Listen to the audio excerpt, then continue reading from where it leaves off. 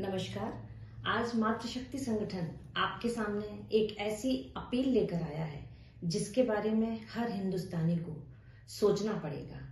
आज हमारा देश जिस समय से गुजर रहा है, पहलगाम आतंकी हमले की वेदना हर हिंदुस्तानी दिल में है और हम चाहते हैं कि इसका बदला लिया जाना चाहिए और वास्तव में बदला लिया जाना चाहिए। हमारे हिंदुस्तान की सरजमीन आखिर कब तक बेगुनाहों के लहू से शर्मसार होगी।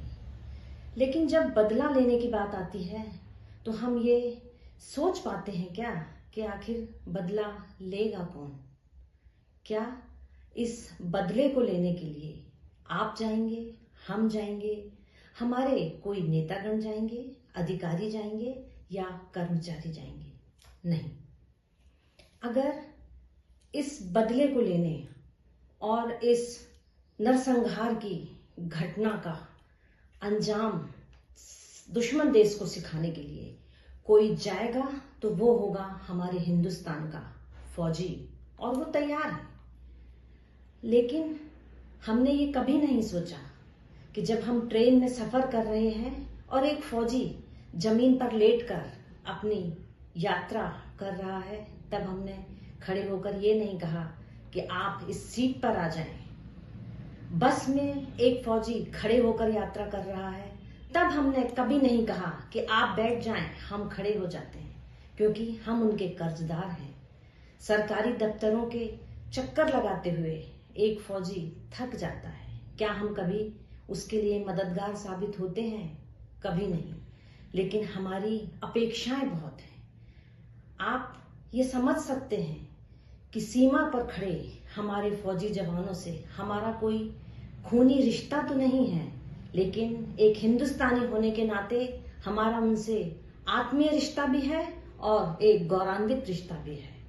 ये फौजी जो आज हमारे लिए रणभूमि में उतरेंगे, वो किसी माँ की कोख के लाडले भी हैं, किन्हीं बहनों की मांग के सिंदूर भी हैं, और कोई बच्चों की छाया है तो किन्हीं बहनों के रक्षा सूत्र भी हैं। ये अपने घर वापसी सही सलामत करें, ये हम सबका फर्ज बनता है, हमारा कर्तव्य बनता है। आज से हम सब हिंदुस्तानी ये संकल्प लें कि हम अपनी पूजा पाठ और प्रार्थना में एक दुआ जरूर करेंगे कि हमारे ये रणबांकुरे जब रणभूमि में उतरेंगे तो ये अपनी विजय पताका लहराते हुए सुरक्षित अपने घरों में वापस आएंगे, ताकि हंसी खुशी से उनके परिवार भी फले फूले। और जब वो हिंदुस्तानी हर परिवार के लिए अपनी जान की बाजी लगाने को तैयार हैं, तो क्या हम हिंदुस्तानी उनके लिए एक दुआ नहीं कर सकते? ये ध्यान रखिए हिंदुस्तानियों कि दुआओं का असर दवाओं से ज्यादा होता है। तो हम आपसे अपील करते हैं कि हमारे फौजी भाइयों के लिए, हमारे देश के सुरक्षा बलों के लिए अपनी पूजा में एक दुआ, एक प्रार्थना जरूर करें, ताकि इन रणबांकुरों के घर भी वीरान ना हो।